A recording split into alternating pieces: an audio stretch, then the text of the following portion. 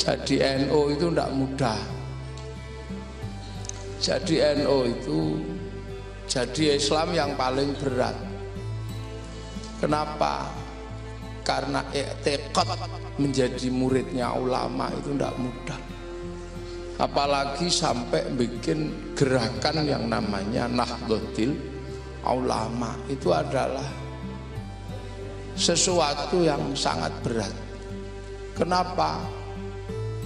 Karena meyakini menjadi ulama sekaligus muridnya ulama itu artinya apa? Meyakini sebagai pewaris yang merupakan ujung tombak Islam yang semakin jauh dari Rasulullah. Jadi ulama itu sebuah predikat yang diberikan oleh Rasulullah kepada siapapun yang menjadi ujung tombak yang membawa Islam yang semakin jauh dari Rasulullah, jauh waktu dan jauh tempat. Nah, orang yang semakin jauh waktu dan jauh tempat dari Rasulullah itu ibarat sungai. Ini sudah sampai di muara. Sahabat itu adalah pengikut Rasulullah yang di hulu, jernih, sumber yang sangat jernih, seger. Dan itu Rasulullah sendiri yang menyampaikan bahwa generasi terbaik itu generasi sahabat. Nah, generasi sahabat ini generasi terbaik. Ini yang ya Allah dikasih kursi. Yang dikasih kursi hari ini cuman kiai, karena yang lain lagi rebutan kursi.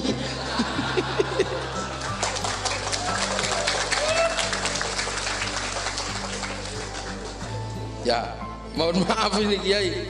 Waduh lah kok iso malah dikasih tempat duduk ini karena kiai nggak pernah rebutan kursi. Wih, ini kursi PBNU aja empuk ini, apalagi kursi yang lain. Ini kayaknya kursi warisan. Jadi menjadi ulama apalagi sampai menyebut sebagai kebangkitan ulama itu membangkitkan kesadaran ujung tombak pembawa Islam yang semakin jauh dari Rasulullah. Jadi ada urut-urutannya. Yang ketemu Rasulullah ini yang paling bagus, yang bisa mencontoh Rasul. Ini yang paling bagus ibarat sungai ini yang di hulu. Makanya ini generasi terbaik. Selanjutnya sudah mulai meraba-raba. Karena apa? Nanya sahabat dulu Rasul seperti apa.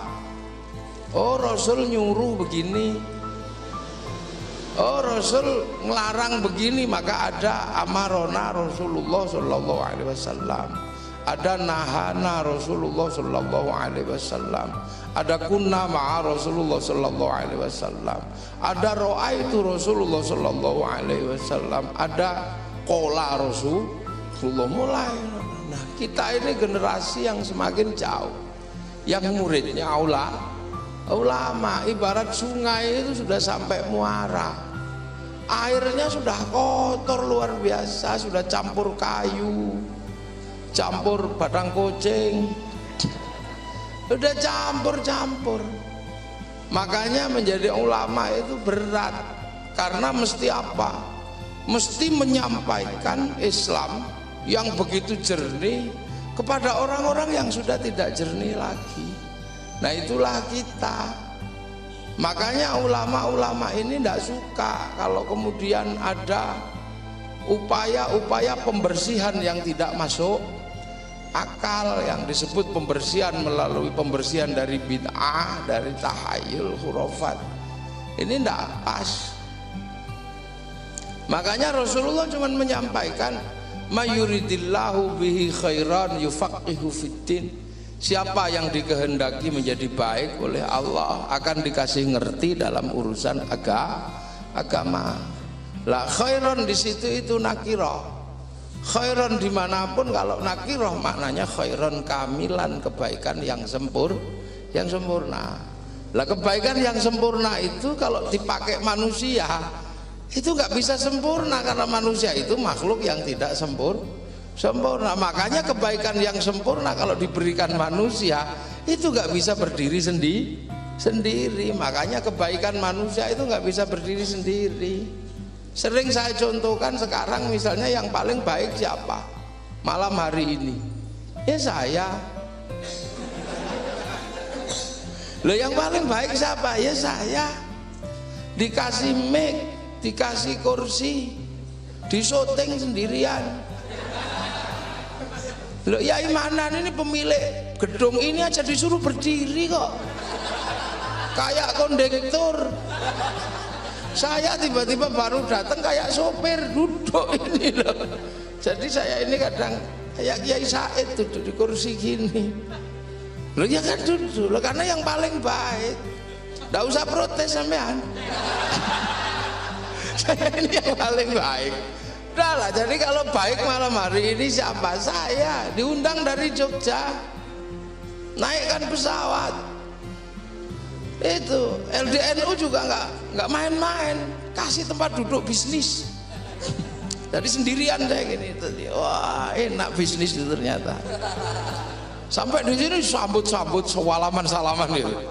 Sampai saya sering ngurus salaman. Loh karena apa? Baik, paling baik malam hari ini saya. Ya mana ini sepuh nyebutnya Al Mukarrom ke saya. Lah ini itu baik. Tapi itu tidak boleh saya sampaikan. Di sini yang terbaik saya nggak bisa, karena kebaikan saya nggak bisa berdiri sendiri kalau tidak ada panitia yang bikin pengajian.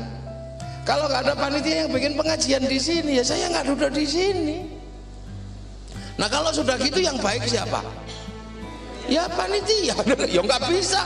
Kalau saya nggak datang panitia kecewa. Nah kalau ini baru dua sudah nggak jelas yang baik siapa. Bisa kelahi saya sama panitia. Saya baik kata panitia, kalau nggak ada saya yang bikin acara ya nggak ada panjenengan duduk situ. Ini baru dua kebaikan udah nggak jelas siapa yang baik. Nah kalau yang ketiga yang saya libatkan sampean ngotot lah, kalau saya nggak duduk di sini apa itu namanya pengajian? Ya enggak. Ya kalau nggak ada yang duduk di sini ini bukan pengajian, ini cek sound. Ini cek sound. Karena saya kiai mungkin agak keren dikit ya jadab lah. Kalau roto geblek ya gendeng gitu dah. Ya bisa gemblung. Loh ini lah. Baik itu nggak bisa berdiri sendiri. Makanya umat Rasulullah kekinian ini ulama-ulama kita sering dibilang tidak revolusioner, tidak peduli dengan perkembangan zaman. Yang lain sudah Allahu Akbar, PBNU masih Allahu Akbar. Ya, yang lain sudah bawa bendera tauhid la ilaha illallah. Kiai kalau bendera tauhid malah untuk nutup mayat. Keranda mayat itu tulisannya la ilaha illallah. Ini gimana? Lah ini makanya PBNU ini sering dibully sekarang. Nahdlatul Ulama ini sering diolok-olok. Kenapa? Karena dianggap tidak up to date. Lah ini kan resikonya ulama yang benar-benar mendudukkan umat ini, kebaikannya nggak bisa berdiri sendiri. Saya diolok-olok, kiai kafir kalau tidak mensetujui bendera la ilaha illallah sebagai bendera khilafah. Ya saya jawab, kamu jangan paksa saya untuk mensetujui benderamu yang bertuliskan la ilaha illallah. Saya benderamu yang bertuliskan la ilaha illallah untuk khilafahmu saya nggak setuju. Tapi kalau kemudian kamu mengatakan aku tidak suka la ilaha illallah, ya nanti dulu. Bendera PKI itu Palu Arit. Saya nggak mau kalau Palu Arit jadikan bendera oleh PKI. PKI tak sadok orang bikin bendera palu arit. Tapi kalau saya dan santri ke sawah tetap pakai arit. Kalau nukang tetap pakai palu. Jadi jangan kau katakan kami nggak suka bendera palu arit terus anti palu sama arit, enggak. Bendera la ilaha illallah juga kita nggak mau karena itu bendera Hizbut Tahrir. Sejak kapan itu bendera tauhid? Kalau bendera Hizbut Tahrir itu bendera tauhid, mestinya Kiai Hasyim Asy'ari yang pertama bikin bendera itu. Nggak ada loh, Kiai Hasyim Asy'ari pulang dari Makkah apal Kutubus Sittah, Sahih Bukhari, Sahih Muslim, Sunan Abu Dawud, Nasai, Tirmidzi, Ibnu Majah. Ini apal sari jalul hadisnya. Itu pendiri Nahdlatul Ulama. Tiba-tiba diserang sama orang yang punya hafalan hadis satu. Kullu bid'atin dhalalah. Itu aja hadisnya. Kayak kunci Inggris. Lo kan nggak masuk akal, saya bilang. Makanya kalau sekarang ini orang nggak masuk akal. Nanti tak tunjukin ketidakmasuk akalan orang sekarang. Kenapa? Karena nggak ikut Nahdlatul Ulama. Nahdlatul Ulama itu bukan semata-mata manhaj diniyah, tapi Nahdlatul Ulama itu manhaj sosiologi dan antropologi. Dulu sembrono.